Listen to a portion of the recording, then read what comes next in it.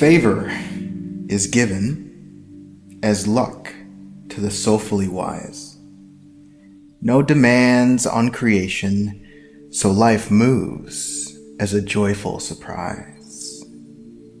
Unlucky is the one who thinks they know what should be. Disappointed always as our expectations allow not for life to breathe. How fortunate we are to humbly wake in the morning. Oh, how cursed we become when we want what is not showing. In every moment, we communicate a message, a song that tells life our heart's deepest resonance. To see a self totally blessed, rest assured the curse will disappear. If we ignore the gift that already is, we become blinded by future's fear. No more and no less. Forever it will be this way. All else is just more thought.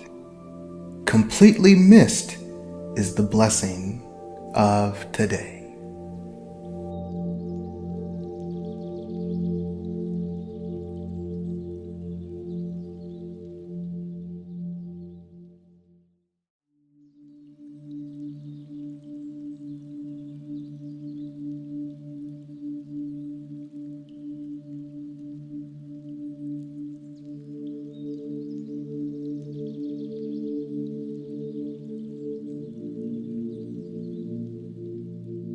You know, there's a very practical and simple observation. In this life, you find whatever it is you're looking for.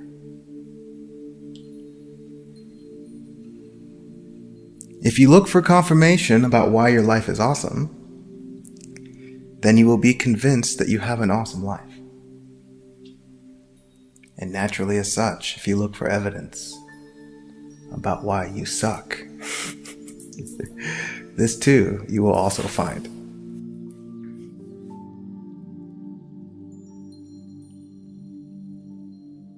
So in recognizing this, we understand that it really isn't this and it's not that. It becomes your choice. What would you like to discover? What would you appreciate to see? What will you look for?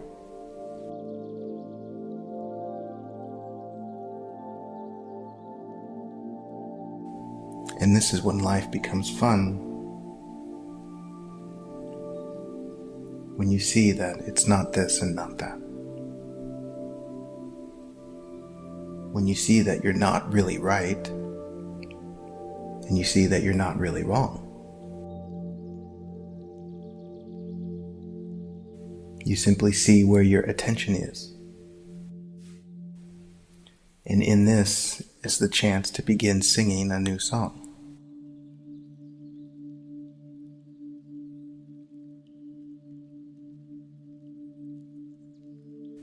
And so we can talk about these things for the sake of a life immersed in a poetic play, where you begin observing that which you prefer, that which resonates, that which excites you with each new day.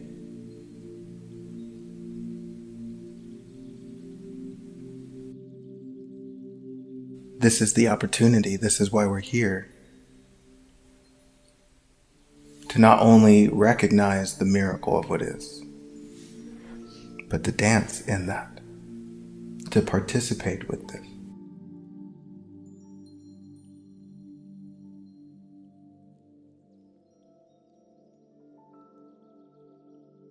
Because what I find from my own experience is the excitement is not so much the appearance of that which is desired. It's the unfolding of that. It's watching the miracle bloom.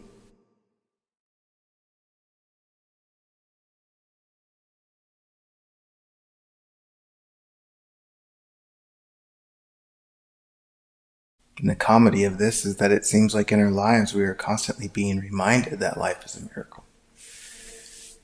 How amazing it is that we would continue to deny such a thing and put limits on such a thing and assume that there's something that is called the impossible.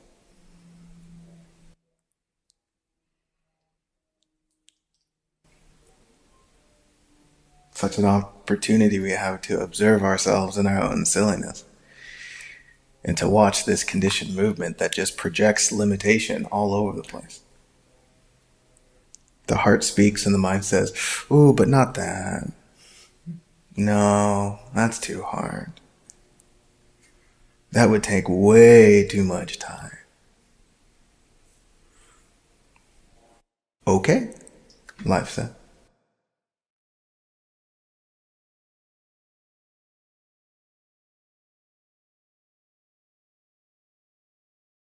And when you really see that you don't need the fulfillment of desire, when you see that it doesn't really contribute to what you are, for what you are is already whole, you find that it simply doesn't matter and it becomes fun.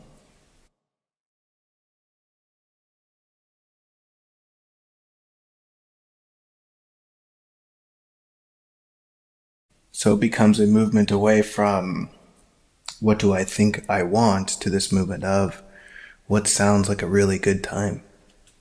What sounds like fun? What sounds like a beautiful opportunity to share love?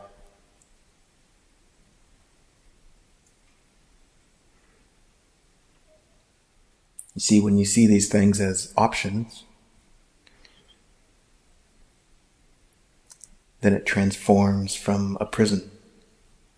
Because traditionally our wants have become this cage that says, oh man, I really need that. I really want that to happen.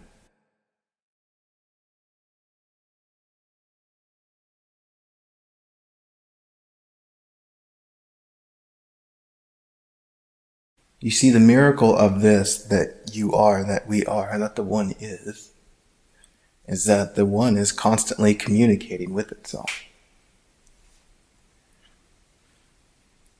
It's unfolding like a flower to recognize its own beauty.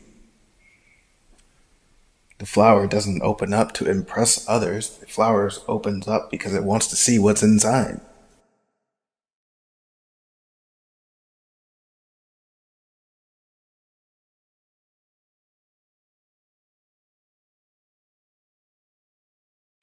And if you're not absolutely stunned and amazed at this unfolding of your life, recognizing what is within that desires to come out, I invite you to start over.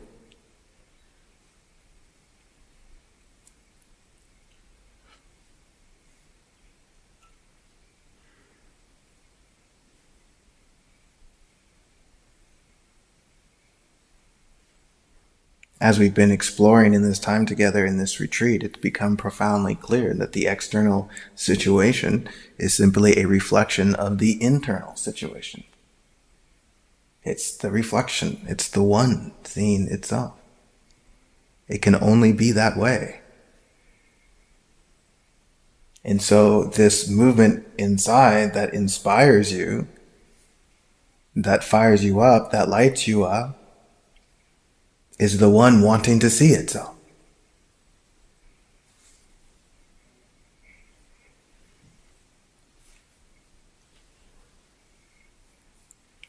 This is the call.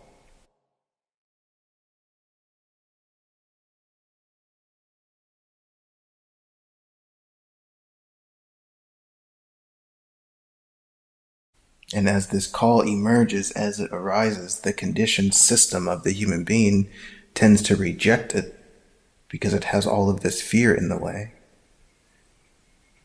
And that becomes the journey of seeing beyond that fear, which is probably more fun than getting somewhere. Is recognizing that the limitation that's being experienced is completely self-created. Holy shit. It's totally not what I thought it was. It wasn't out there.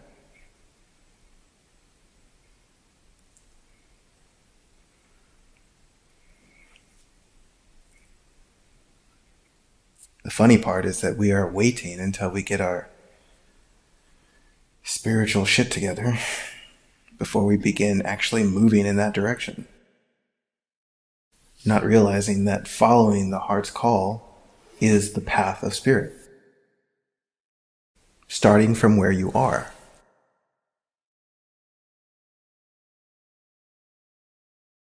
Do you see that absolute comedy that says, no, I can't yet because? And life just twiddles its thumbs, waiting for you to see that you already have permission. And most notably, I'm sure we hear this all the time, we discover this profound insight and we say, why the hell did I wait so long? I was the only one that said no.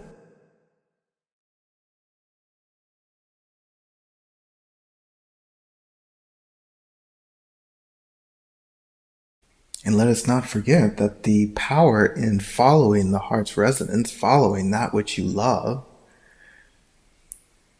is that you begin vibrating at a frequency that is reflective of love. This is why it's so vitally important to enjoy the movement of you. Doing from this space of resonance, engaging in a work that feels true to your being. Because if you are engaging in something that is completely in the opposite direction of what feels good for you, then you are carrying a frequency of fear. You are putting out into the world this message of limitation that says, I am not enough to do what I really want to do.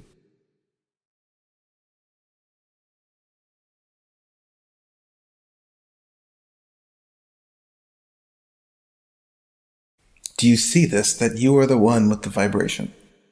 You are the one with the frequency. It's not life doing it. It's you, silly.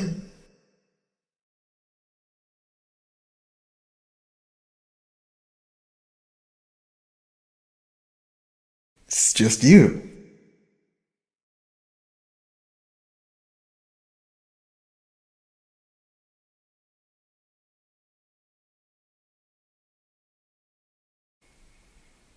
And you see all of our irritation and all of our frustration and the restriction. It's holding on to that argument that says, fuck you. I'm not good enough. Here I am inviting you to play, and the mind argues. What the hell is that all about? You see, the mind's argument is to hold on to the limited idea that I'm not enough. The limited idea that I am separate.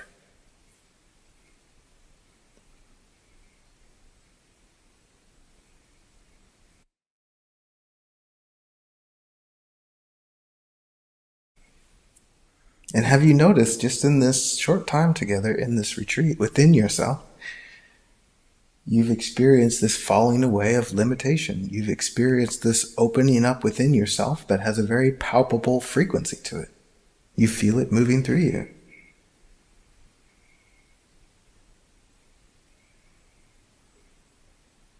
And you see, to move in this space doesn't mean you sustain an emotional experience, which is probably one of the biggest confusions. We associate the emotional experience with the sense of openness. But the emotional experience can come and go within the space of openness. And so in our effort to hold on to the open, we try and manipulate our emotion, rather than seeing that the openness is because you're in a space of sincerity. You're in a space of honesty. You're acknowledging a truth that you don't really know. You're seeing the reality that tomorrow is an absolute mystery. And you're okay with that. You're excited about that. Because you know it's impossible to know. And so it's simply a waste of energy to try and figure out that which is an impossibility. For all that is possible can only exist right now. So this is where you live. This is where you hang out.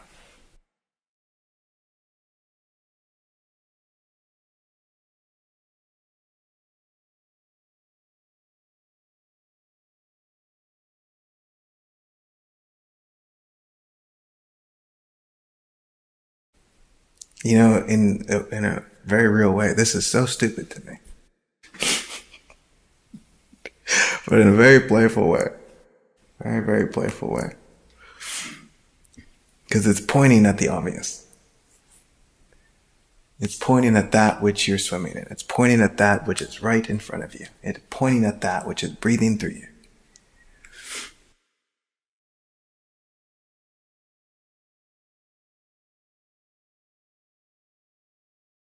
I was having a conversation with Marta earlier today, and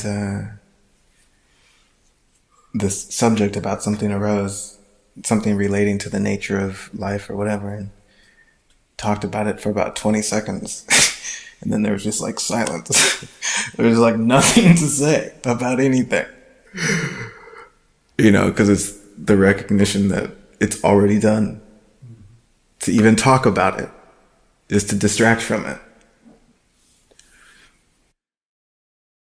And this is the game of the human being. I remember a story I heard once of, the student comes to the teacher, and the teacher in his simplicity really tries to point to the truth as, you are it. You are it. And the student, of course, completely distracted by the content in his mind, believing that there's something to find, asks him, okay, but where is it? How can I find it? In the teacher's frustration, he draws out a map all around town. Says, okay, first you go here. Ask this guy 3 questions and then go here. Look under this rock. Write down what you find. Sending him all around town on this amazing excursion, only leading him back to where he is right now.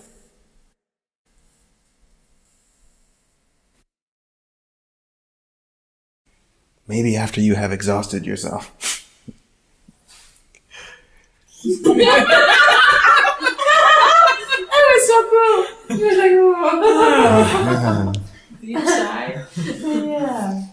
But do you see the game in that? Mm-hmm. That we do as a human being? We do that all the time. Yeah. We want to figure it out. We want to grab a hold of it. We want to suffer.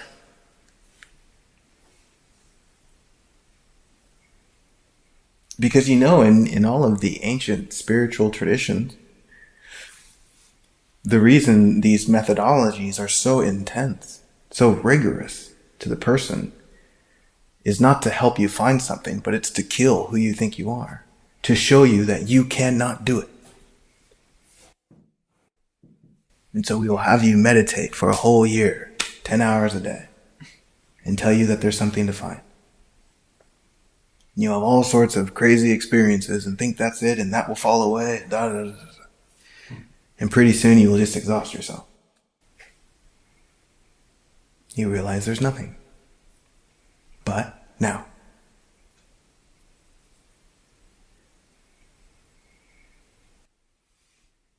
And maybe this is just my observation, but when I look at that space where everything disappears, I ask myself, well, what the fuck is the point?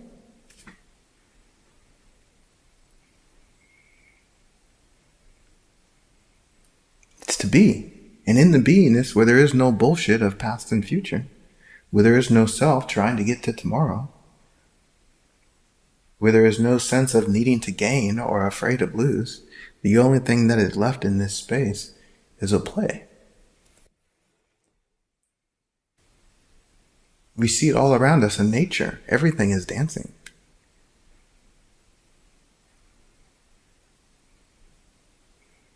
And when you are really with it, when you're there, being with it, it becomes the most beautiful thing. Even the most simple thing. Watching a spider crawl through the grass. Oh my God.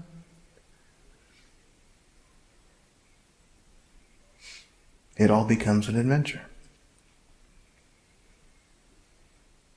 And so do you see that in this space,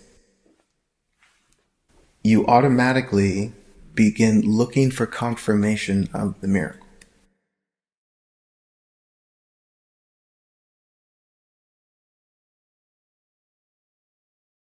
Not as if there is something to be found, but simply through an amazement of being alive. You begin seeing it everywhere. Almost as though things begin to happen and you're not even surprised so much anymore. It's just amazement. It's like when I watch amazing things happen, it's like, well, what do you expect? Of course it worked out.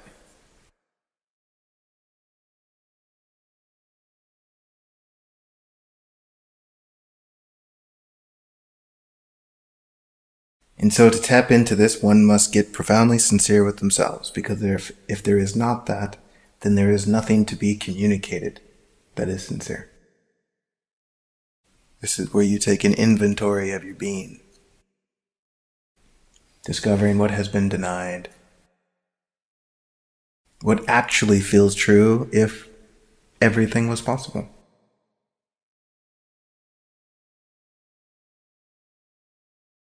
And see, understand this again, that investigation, the mind will participate and create its images. It's part of the play. Images are beautiful. But again, it's not the image. In the way that I present this opportunity to you, that nothing is impossible, and then the mind says, okay, I want to fly.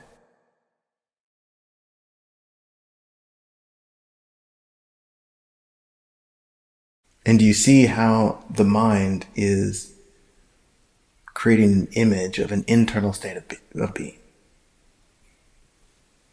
I want to fly in here. I want to feel free. And so don't get lost in the image that's created, that creates this structure or form that says, ooh, I want to create this and it needs to look like this. No, this is not the point. That can point your attention in a particular direction, but this is not the ultimate outcome, because still that image projected into the future is not now. It's like there's this movement within and the mind interprets, ooh, I want to write a book. No, you want to express yourself. And it may end up looking like a book. But you see, when you hold on to the outcome, then there's that tension that arises, that restriction. And now it cuts off the possibilities of what might arise. Because we're holding on to an image, and so we say, this is coming, no, I gotta ignore that, because that doesn't match the image.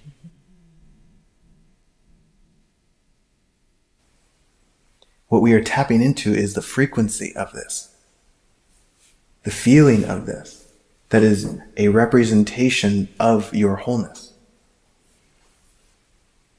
And so we allow the possibilities to be there, but we know that it points back to right now. Again, getting lost in the image, you come back to a present moment frustration that thinks it's not there yet at the image.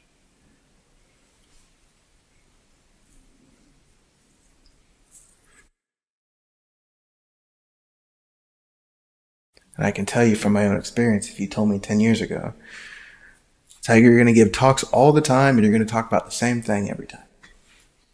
Fuck that noise. Go back 15 years ago and tell me that I'm going to be writing poetry. Oh, hell no. I certainly will not.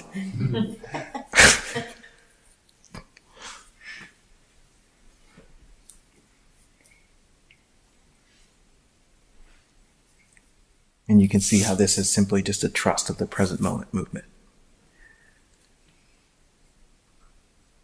That simply because you're moving in this direction right now doesn't mean that it needs to end up here. When I look at my experience and all the different jobs that I've had, even jobs that I've hated, I can see how all of these little things that I've learned are now contributing to what I'm doing now in a fantastic way.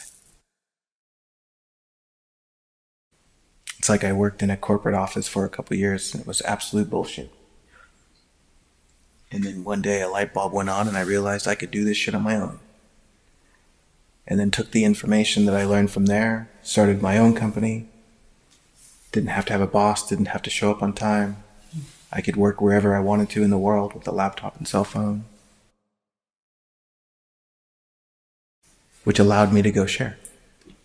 Gave me the freedom to work on things I wanted to work on when I wanted to work on them. And that wouldn't have been possible if it wasn't for the present moment direction back then.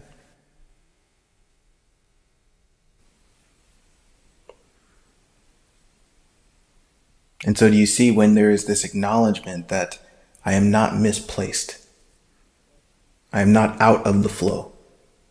I'm not out of balance. I am exactly where I am supposed to be. No doubt, no question about it. Do you see what that frequency does? It demands the attention of the entire universe. Because now you are not denying anything about life. You're not pushing anything away. You are acknowledging that whatever is serving the highest truth of me. And the power in that is simply beyond my ability to describe.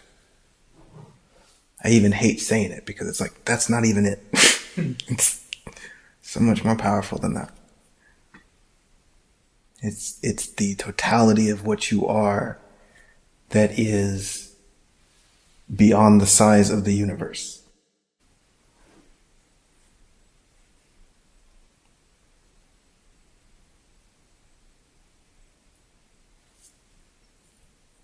I hope when you're looking out at these mountains, you're seeing yourself. The extent of that beauty, that sunrise. Where do you think that happens, my friend? That is not happening out there. That is arising within you. The beauty that is felt is a beauty for what you are. It's not something you're separate from. There can be two different people observing the same sunset. One person's all up in their mind, and they're not even seeing it. And the other person is present there, holding space. And they see a fucking miracle. Both looking at the same thing. This person in conflict is looking at himself. This person in conflict is looking at what they really are. Where there is no self separate from this. There is no self to think about.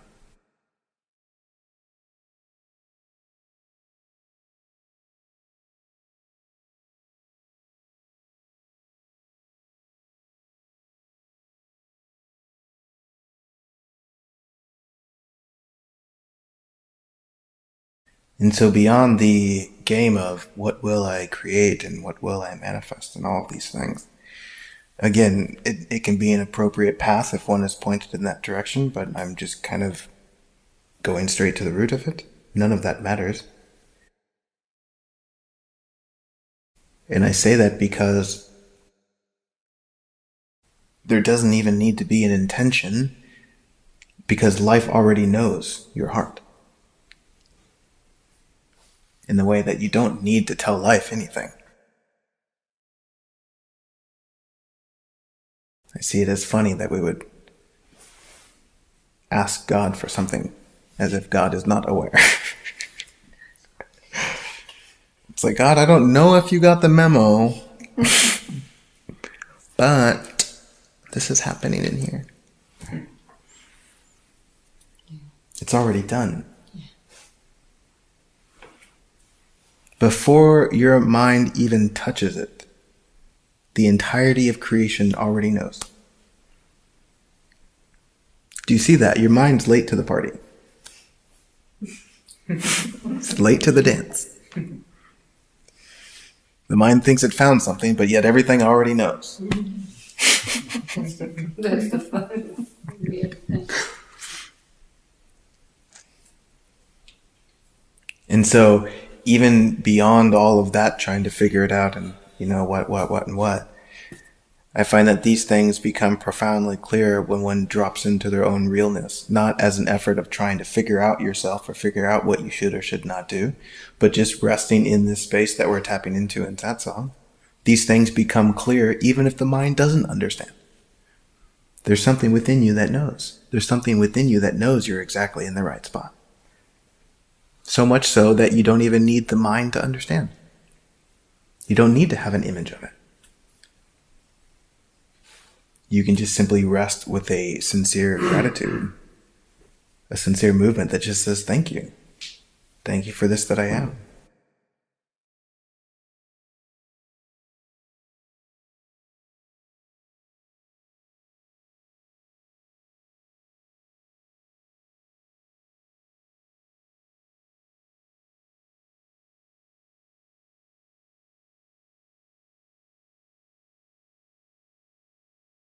And I'm sure I've said this before, but when your only prayer is thank you, you're in a really good spot. That's completion. Not for this, not for that, but only for everything.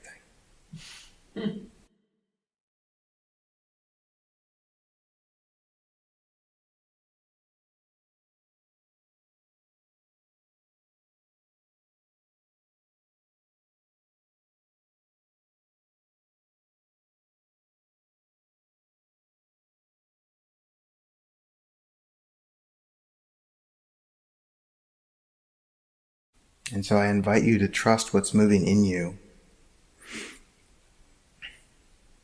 And let us distinguish here in the way of what is moving through you or in you, not trusting your thoughts about it, but trust what's moving. From this point, I'm hoping that you see that you don't have to trust the mind at all. Any commentary from the mind.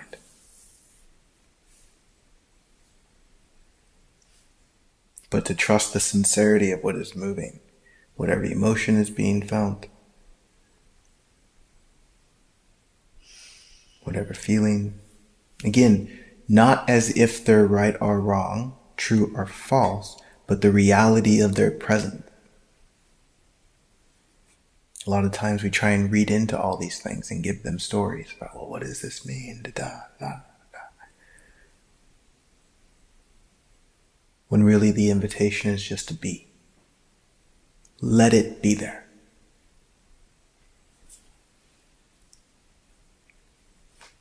Do you notice that when you're in a space of joy, you're not trying to figure out your joy? It's like, I'm not going to ruin this by trying to figure it out. I'm going to ride that wave. But then when something else comes around, we try and figure it out. Essentially, we're saying, how the fuck do I get rid of this?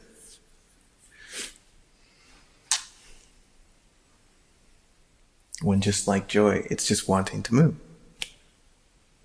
And so you can trust that. You can trust, like everything else, it's temporary.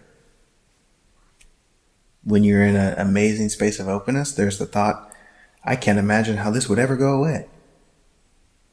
And then when you're in this space of restriction, you're like, oh my God, this feels like it's never going to go away.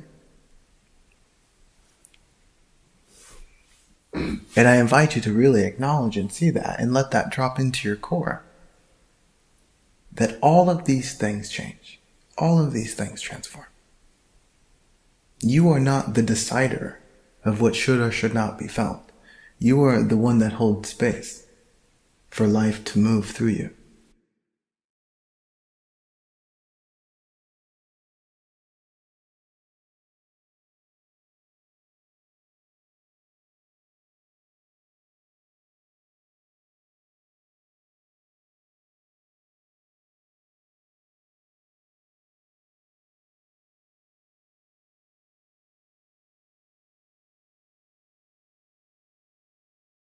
And so this little seed that exists within the hearts of everyone, this seed that desires to crack through its shell and begin moving its way through the soil in search of the light, looking to grow and to stretch, to twist and turn, to discover itself so that it might open up.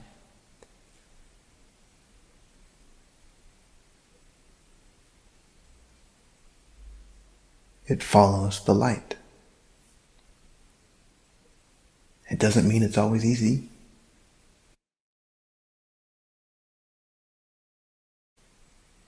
It doesn't mean that there's not a shell to crack. It doesn't mean that winter doesn't come.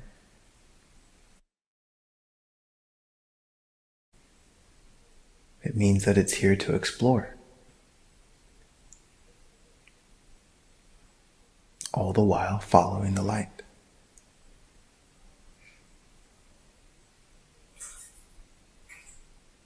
And that light, of course, is your deepest sincerity. It's not some airy-fairy spiritual quote. It's not a concept. It's the truth.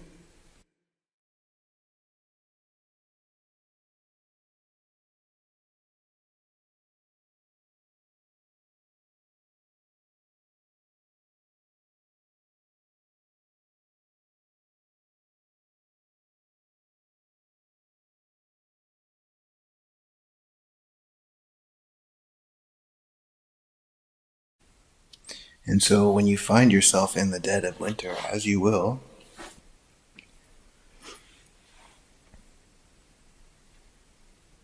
and if there's anything that you leave this retreat with, it's this monumental shift of attention and focus from the question, what do I want, to what is true.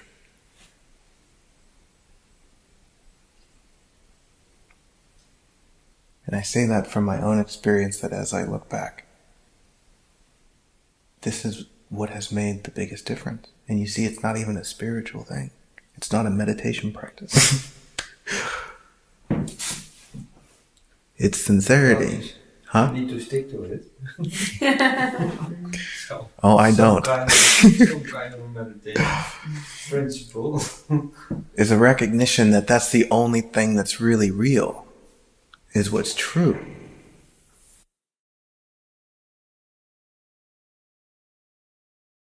And those people that I find myself around that really have this depth of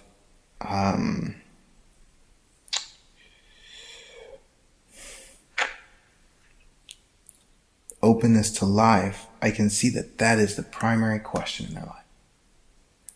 That when something happens, that's what they go to.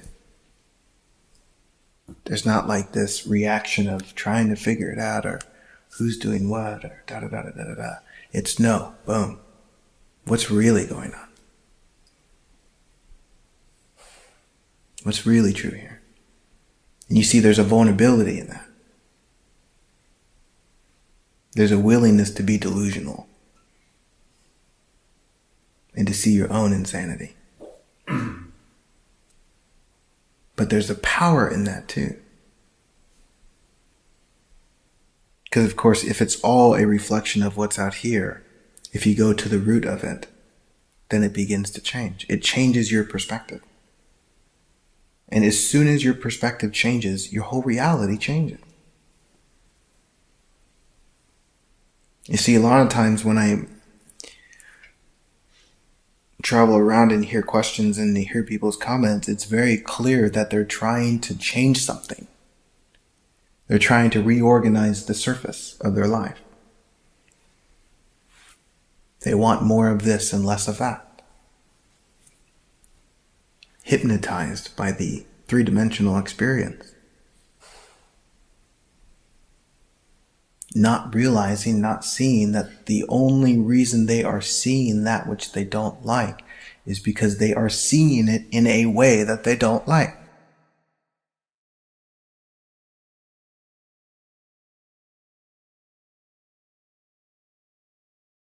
I say this so that we can see so clearly that there is no difficulty on the surface.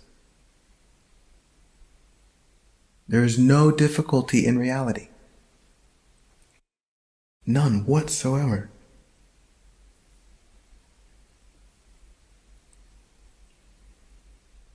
I feel like I can only say such things in small little groups. I'll get hung on a cross if I go saying this from the street corner.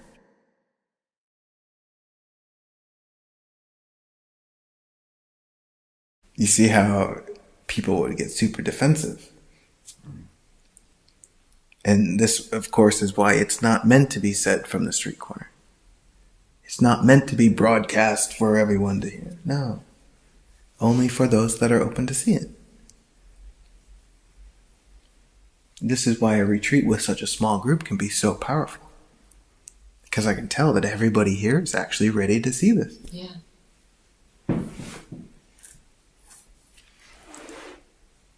There's a sincerity here that beyond just having a good time, there's a depth that really wants to be discovered.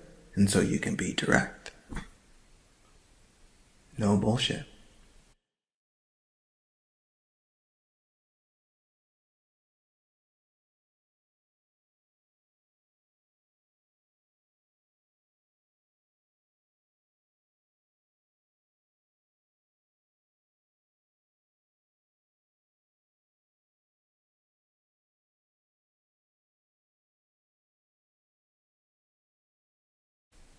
For an example, before we started Satsang, somebody commented on a post.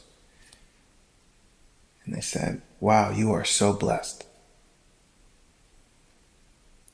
But by other comments they had left, I could tell that it was a separation.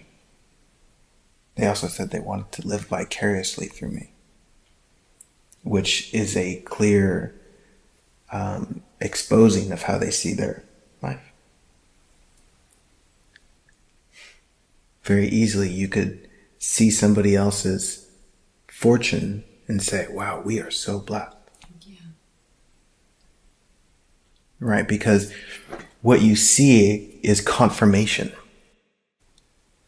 not separation, not have and have not. You see evidence that life is amazing. That, see, it is possible. You see how you can separate yourself from that? You observe a miracle happening apparently in somebody else's life. It's still your miracle because you're observing it. You're creating it. And then immediately separate yourself. And you see how that would separate life from bringing you anything like that. I had this experience 12 years ago where I was really broke, food stamp, government housing situation. And it really confused me because I was still such a nice guy. I was like, how the fuck could this be happening? I'm so broke, but yet I'm a nice guy. It just didn't make sense to me. And what I started to notice was I was observing others and life in a way that was judging other people's fortune. It's like you see somebody that would drive a really nice car. You say, oh, what a waste. Or some sort of projection that diminished the experience, that said it was somehow less worthy.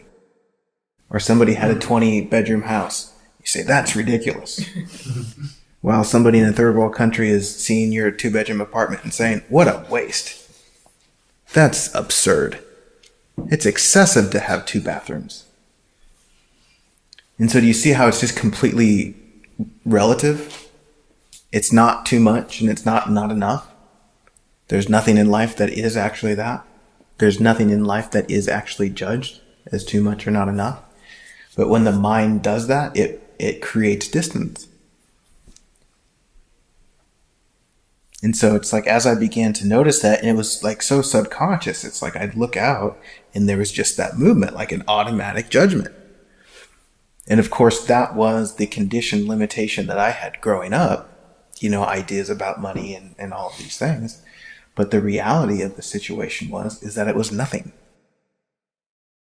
But yet I was looking for evidence that supported my belief that money was limited, that there wasn't enough. Rather than seeing evidence of, wow, even that's possible. It's not what I'd want to do, but fuck yeah, man.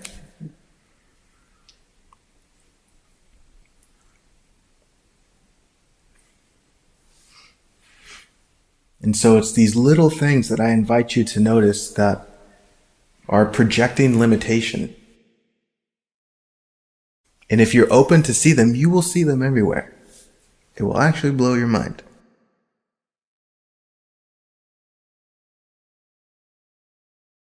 You start confirming why it is not possible for you to be taken care of through doing what you love to do.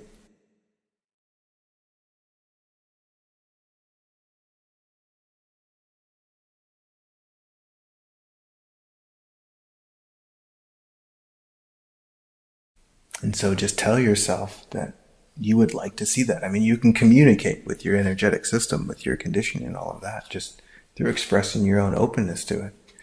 I would really like to see the ways that I separate myself from the blessings in life. You see, but from a very soft space of curiosity, not like this agenda, but just openness, just curiosity. Because if you come at it with an agenda, that's almost like the same energy. But if you just kind of relax into it and just casually observe, you'll see that they'll melt away. Because if you're coming at it aggressively, it's almost like you're judging yourself as you're looking, like you're doing something wrong and you need to fix it. No, just become curious to it.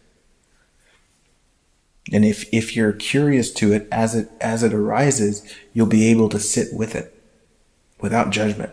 Like, wow, yeah, I see that. And you see, as we've been discussing, the transformation isn't happening by what you're doing or what you're not doing. It's happening by what you're seeing.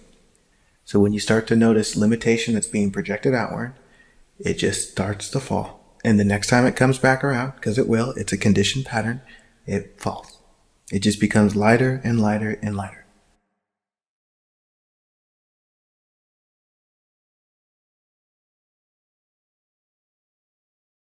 And this is the opportunity that we have. To not feel like we have to go out in the world and change something or fix something, but we can stay with ourselves, within our own heart, and see the limitation of the whole world, which is you.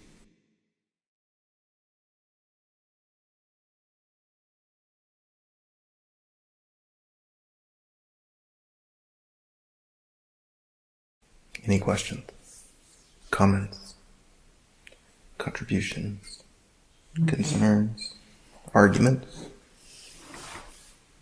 Essentially, I'm done talking.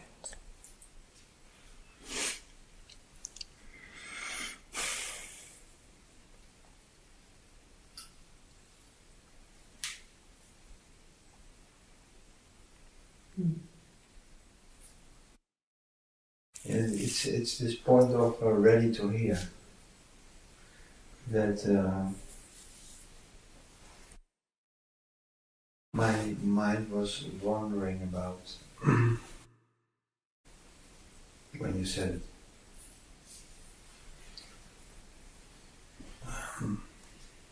Because next week have the people who I think are not ready to hear everything.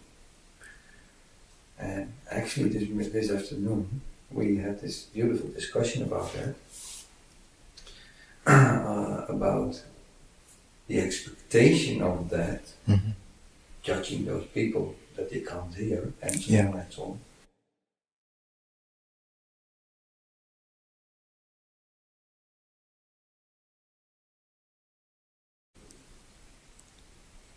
Is there a question? No, there is no question. Maybe, in the sense, what's the best approach? But I already know because of whatever's coming. Yeah. Whatever's there in the moment. That's been something that I've been amazed to see in my journey of sharing, is I have no clue who's ready to hear or not. Because I've seen people who look like they're ready to hear, totally not. And totally people that are super dysfunctional in the world and seem like they don't have to, and they are ready. Yeah. And it's beyond my own knowing. And I see that it's not up to me to decide. My role is showing up with the invitation. And life does the rest. Even if someone shows up that's not ready to hear, they're actually ready to hear. It might piss them off, but that's okay too. And that adds a nice flavor to that song every once in a while when someone gets pissed off. I look forward to those moments. It's such a beautiful unfolding. Because when you hold space for someone who is really frustrated or really irritated, especially about this discovery, without reacting or without defending, they get to see themselves. they get to see. It's like in my book, The Explosion of Love, in the beginning, I made some reference to, rather than trying to figure out why you disagree with me, ask yourself why you're getting so irritated while reading words on a piece of paper. When there's no defense from the book or anything, and you just see that you're in that moment reading words and there's this storm going on inside of you. And it's like, oh, okay. Well, what's really going on? And so holding that space for people, whether we think this or that, but just showing up. Yeah. Yeah. Yeah. Well, this morning, even when I really think about, okay, we have this program, thing. Yeah. I think, what I was saying, I think we Yeah. do everything like that. Well, yeah, I mean, I was just saying, because I do sessions one-on-one for such a long, I just pray before I start, and I say, okay, just let flow what comes. So, yeah, I'm like, we are doing that here, I'm doing the same thing. Yeah. So you can do that with a group of people too. Yeah. And we are doing that over here too. Yeah. And I think the little nut which was there is that when you know people, but you have had, like, the people that are coming are people that were here with David in Italy before, and he had his programs all the time. Yeah. So the people are used to a certain program. But yeah, how beautiful it is to just fuck the program. Yeah. And they all come here with a certain idea. Yeah. And how beautiful it is to just cut that cord and really, just give them, how do you call it, quicksand, Yeah. Because then, that's what I experienced here too, with the whole thing, what we discussed about, And all the gifts that I'm seeing myself, and I was even, everything, I experienced really everything what you're saying. Yeah. I just spoke about that with them. Of course. And even what you said, just like the blessings, I just said to you, oh my God, I feel I'm getting married because you're getting married, Exactly. And I really feel that I've never been married in my whole life. Yeah. But I'm so excited about it. Yeah. I'm so excited about it. I'm like, oh yeah. And about other things in myself, what I've seen from my childhood. Yeah. I was just sharing it with them too, but at the same time, seeing the naturalness of the being, the naturalness of my being is, I just really enjoy making a nice space. That is something which I really enjoy. Yeah. But still, I learned a depth Exactly. here that when it is not tidy as I like to have it, I can be okay with that now. Yes. What a gift. Yeah. So in that line, I can see that the people who are coming, there are some people coming, they just come, they want to rest, so they don't all have an idea of a program. Yeah. But it is not up to us, whatever is going to happen, because life will take care of it. Yeah. I just totally trust that. And the program, people, when they see a program, they don't really want the program. They want the peace of mind leading up to the program. Mm-hmm. So if you have this list of here's what we're going to do, then they feel comfortable. Mm-hmm. But when they get there, they really don't care if it stays that way. Because they're there to have an adventure, It's kind of like I had an email today, somebody about these events I have coming up. And I'm like, okay, well, what are the topics, for these events? And I'm like, what would you like them to be? You know? And they listed off, these keywords like accepting, da da da da da. I'm like, okay, well, that's every satsang, so we'll be totally fine. Because it's like the mind wants some sort of something, but it's not needed. But for the sake of play, it's totally fine. Mm-hmm. Totally fine. Yeah, because I have these topics, and when I get there and sit down, I'm not even thinking about what the topic is, and it'll just be whatever it's going to be. Yeah, so same like with the retreat. Same thing. What I do find difficult is when I'm around people who have a totally different mindset, and they're especially family. Yeah. And then, for example, it's not, my sister sees things totally different, and she finds a lot of things bullshit, and she doesn't understand, and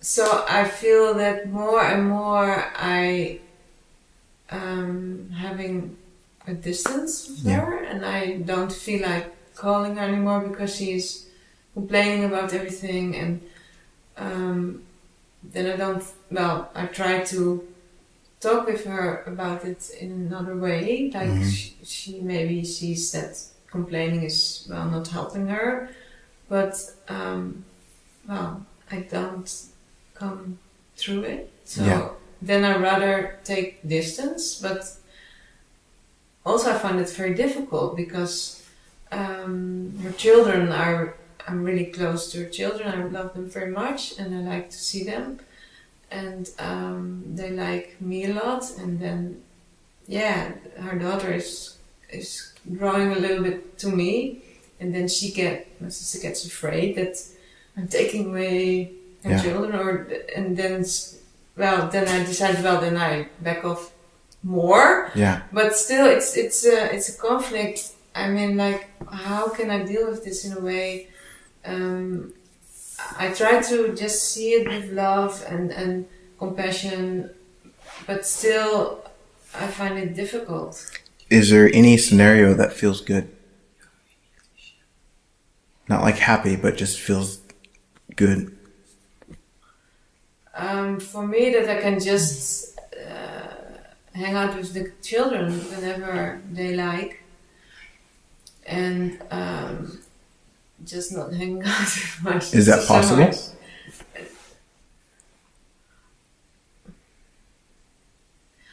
Yeah, well, my sister likes to control everything a lot. Like, she wants to decide when I can see them, and she really wants to control everything. So it's sometimes difficult, and then I try not to push, so I just leave it up to the children if they really want to see me. So if the children want to see you, then their mom will arrange that? Depends. Yeah. If she wants them with her, she doesn't. And, as it relates to family, I'm probably not the best guy to talk to about how to keep that in order. Some blurry things come out. Well, I've found for myself a complete disinterest in family. And of course, because of that, there's certain elements of that realm that are extremely heartbreaking for me, which appear to be out of my control, but it's only right now. I don't know about tomorrow. And, but in the same way that you could say that a large part of my family completely misunderstands what I'm doing with my life and the purpose behind my movement. And so I don't have an interest in being around that energy. And plus it's not where I need to be in my life right now. I need to be out here doing this. And I've realized that there's nothing that I can say or do to help them understand because they're seeing themselves. And so it's just kind of like giving them back to themselves and letting life do whatever it needs to do. I found that my biggest difficulty with family, when tension arises and frustration, it's because I'm wanting them to understand. I'm wanting them to see me a certain way. I'm wanting them to see from my perspective. And that just becomes a disaster. But when I give them back to themselves, I also have to give back any of my wanting to have anything over there. You know what I mean? Because it's kind of a package deal. Like, your nieces and nephews are not separate from the experience of their mother. It's one movement. So you can't have one without the other. So you kind of acknowledge in yourself that if you're going to follow this desire to be with this half, it's going to come with this half. And so if this half is creating an internal discord in you, then you have to see where that's coming from. Because it's not really her, you know? And I found that with my experiences, it's not really them. It's my need or my want of something from them. Mm-hmm. And that's kind of a very human element, to want to be understood, especially from family. And they're the ones that seem least to understand. Because it's funny, because family thinks that they know you, but most often they're the ones furthest from actually knowing you. Mm-hmm. Because we grow and we expand and we have these leaps and bounds of transformation, but yet they have years of a conditioned idea of who they think that you are. And so they don't even see you. They don't see you with freshness. They don't see you with the newness. They project yesterday's limitation. Mm-hmm. And there's a beauty to hold space for that, you know, if it's time for that. I know for myself, there will be a time for that, like in person, but just not now. Yeah. But there's really not like a manual for that, that's for sure. You just fill it out as you go along. But taking responsibility for what you're feeling and recognizing that it's not them, that they're free, that your way of seeing isn't better than their way of seeing. Yeah. But it also helps you stand on your own authority. Because I found in my experience that when I'm wavering in myself, the opinions of others become much more important. But when I'm solid in my being, in my own truth, I don't give two shits about somebody else's opinion of me. It doesn't mean I don't care about their input or what they might have to say, but I'm not listening from the space of needing them to approve. Mm. And so in listening from a space of not needing them to approve, they can say whatever they want and it doesn't touch me. Do you see that? Mm-hmm. And so if it's touching me, then there's a disconnect within myself from myself. Mm-hmm. Which is perfect that it would show up, you know? That's why these people are in our lives, so that they can press our buttons. Yeah. Because, you know, at the end of the day, there's just love, you know? It's like no one's right, no one's wrong. Everyone is literally doing the best that they can. And there's this immense equality between us all. And so in that, I find any sort of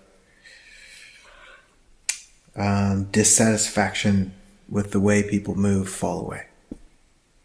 And just love. Doesn't mean I want to hang out with you. It just means that I love you. Mm. And I appreciate that you're here in life doing what you're doing. And if there is something that I can do to help, great. If not, no worries. And if what I can do isn't enough for you, I'm sorry. You know, that was kind of my big experience, was not being able to show up in the way that other people thought I should show up. You know, that I shouldn't be doing these things that I'm doing. I should be doing this, and this, and this, and this. And I can understand their perspective of why they think that's so vitally important. It's just not, it's not what I am though. It's not who I am. It's like I'd literally kill myself if I had to do it that way. Not to get morbid, but it's kind of the truth of it. It's like if I couldn't share, if I couldn't write, if I couldn't be the authenticity of what I see, it wouldn't work. Yeah, in a weird way, it's helping everyone, you know, even them. Because when I see it, I see that my difficulty with another's expression is a difficulty with my own expression. That's the play. So anybody else's difficulty with my expression is a difficulty with their expression. And so it's not really about what I'm doing, especially knowing that I'm moving in sincerity and honesty. It's just not even a question.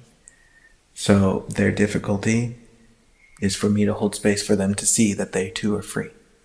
Mm-hmm. That they really don't need me to be this way or that way. That they are divinely connected. They are supported. But it can be heartbreaking.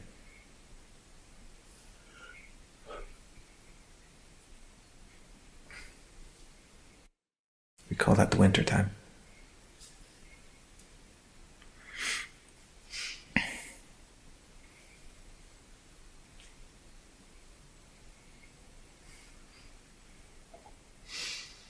I got some funny too. My poor brother didn't sleep because I sold my house.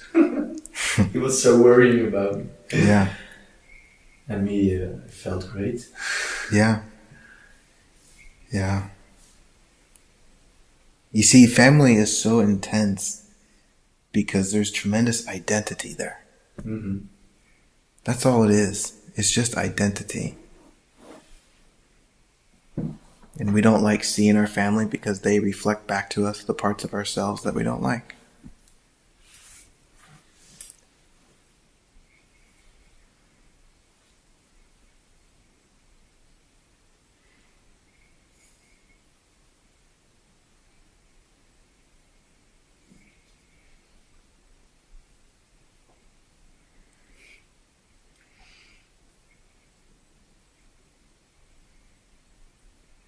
It was a pretty complete answer for tie you to a din. Don't ask something about family. This is true. Well, I acknowledged that I didn't know, and then Yeah. life said what it needed to say. Yeah.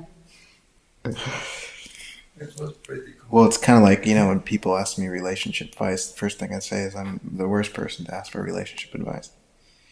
And I really feel there's a deep truth to that, because most people's relationship question is, how can I manipulate this person into being who I think they should be?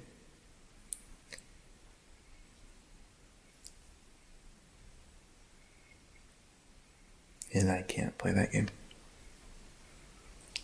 Like, the best relationship dialogue is seeing that there's not really a relationship. That it's just you. And that's where the whole issue is. It's not about the other person at all.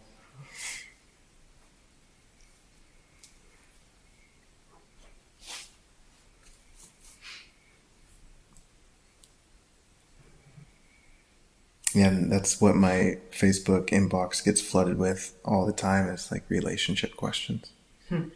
I don't even respond to them at this point. It's just ridiculous.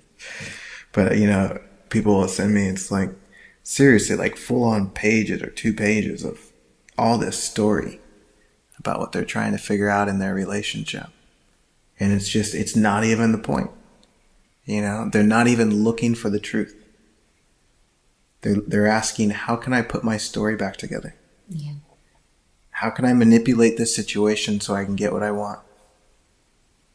And I'm like literally exhausted with reading that dialogue. Mm.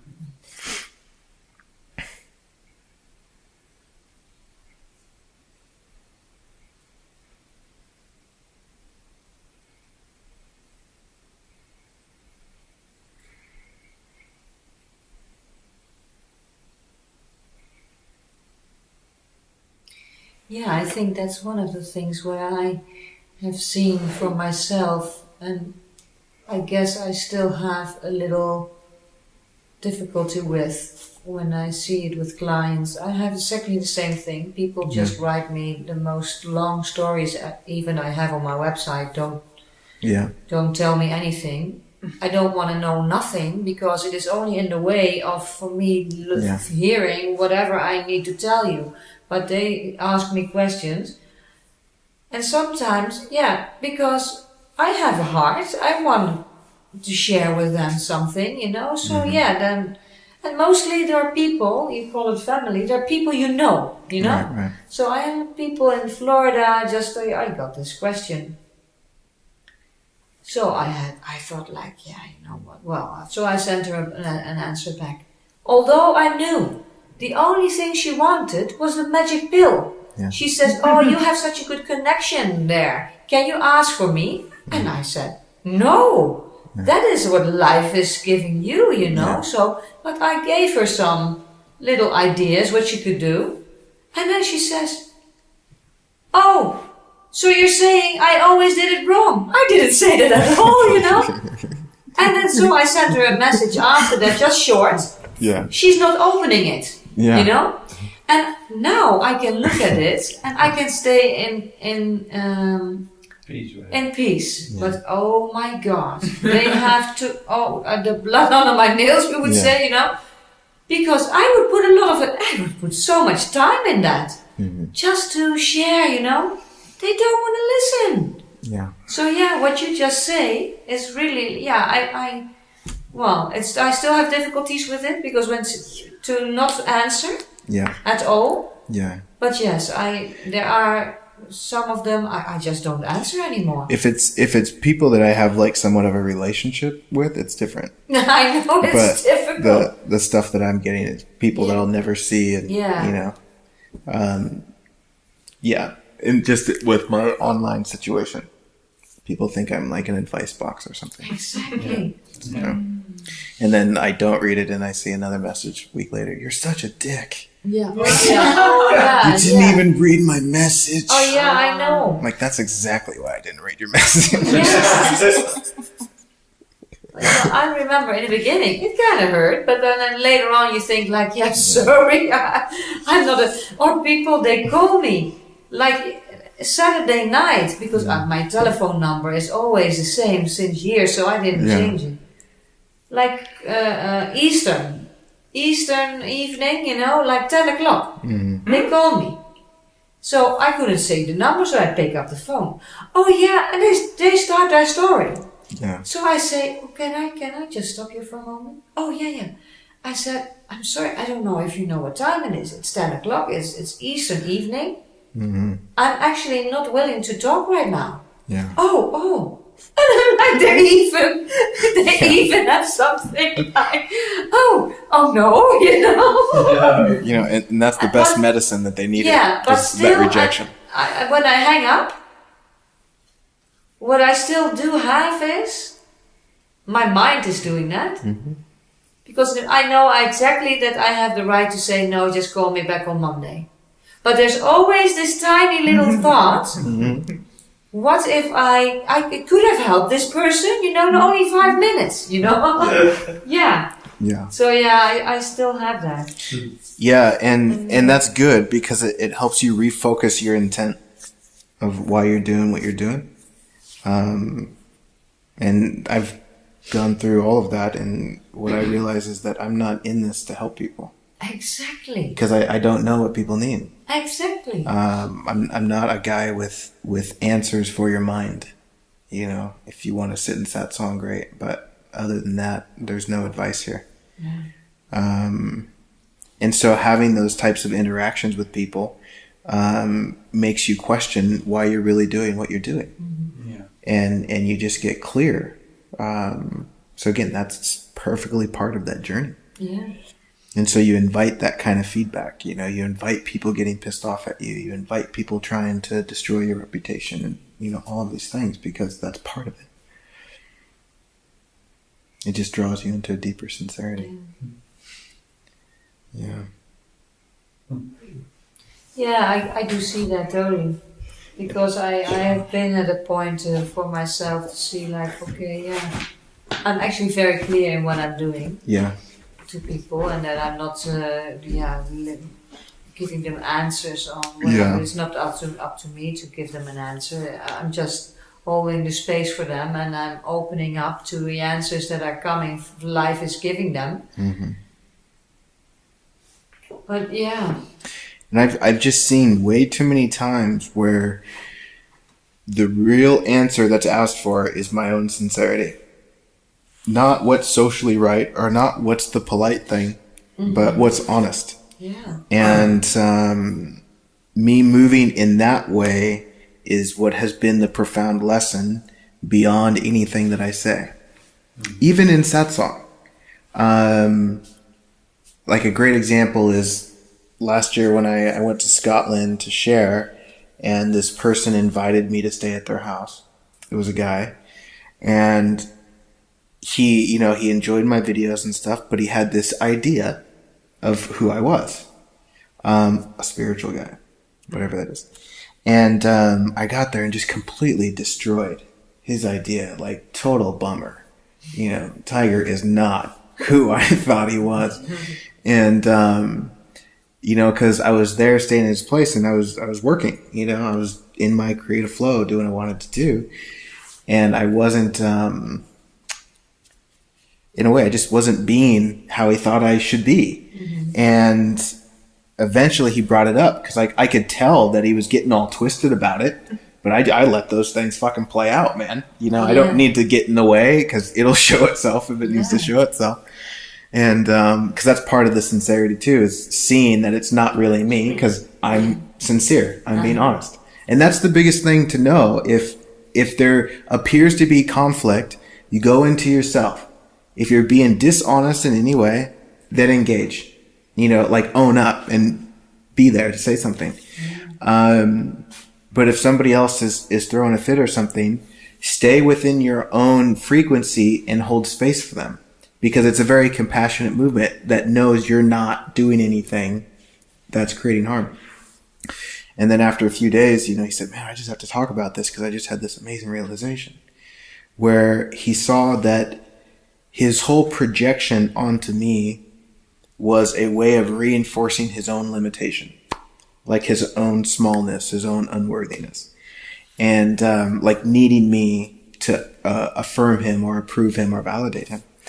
And that was such a mind fuck for him for that experience that it was way more profound than anything that he saw in satsang, you know, because it was like just real life, not spiritual, whatever. And so in lots of experiences like that, it just has shown me that the best approach is just to be myself, not try and please anyone, not try and do what people think I should or shouldn't do.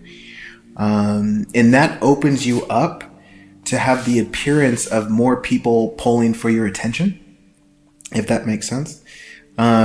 You're not worried anymore about getting it right or not hurting people's feelings. You just be you and let life do what it needs to do. And the only thing that can happen is a discovery, which is so much more freeing, you know, to move that way. Yeah, I know, because we had in a way also our ideas about this whole retreat, you know, that we were doing it all together and it all. But yeah, I have seen so beautifully how it was exactly what was needed. Yeah, I can only talk for myself, but I needed to, just switch it all around and feel such a freedom now in myself. Yeah. Like really heart opening. Yeah, it's the difference between wanting the image, which is the plan. But it's funny because you are not aware of that. Mm-hmm. That's the thing. For me, I was not aware of that at all. I was just kind of like, we're going to all together. We're going to create these rooms and everything. Well, see, but in a way, it was that. It just wasn't how you thought it should be. It was coming together, creating a space that to me was already created. Yeah. Already done. And then however it ended up, I was perfectly fine with it. There's no anything. And so that was happening. But if it doesn't, if we look at the reality of now and it doesn't match an expectation, then we go into a spin. Because you can almost be certain that life is always going to match your intention. Yeah, oh yeah. It'll match the sincerity of what you desire, but it won't match the image. And so when you see that, you can literally trust life. Yeah. That no matter how it goes, no matter what happens, it's actually matching perfectly what you want. Every time. Yeah, I know. Every time. It's just amazing. And so in that, see how you see that life is totally there supporting, so you can move in any direction. Yeah. You can do anything that your heart resonates to do. And the truth of the matter is life is 100% there to support you. Just let go of the image.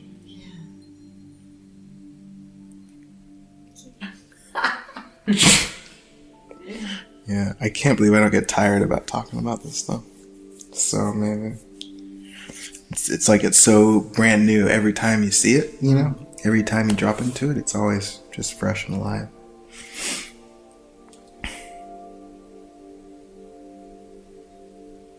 Yeah. Thank you for the invitation to hold satsang this evening.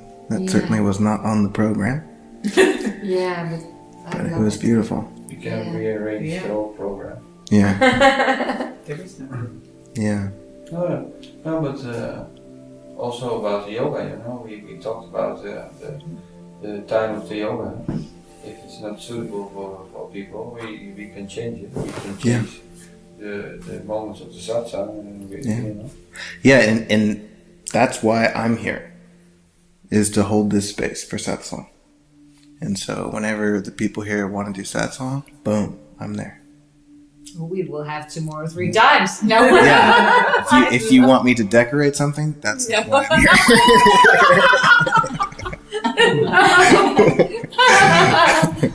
I love you guys. Yeah. Thank you. Aloha. Cheers. Thank you, Tiger. That was beautiful.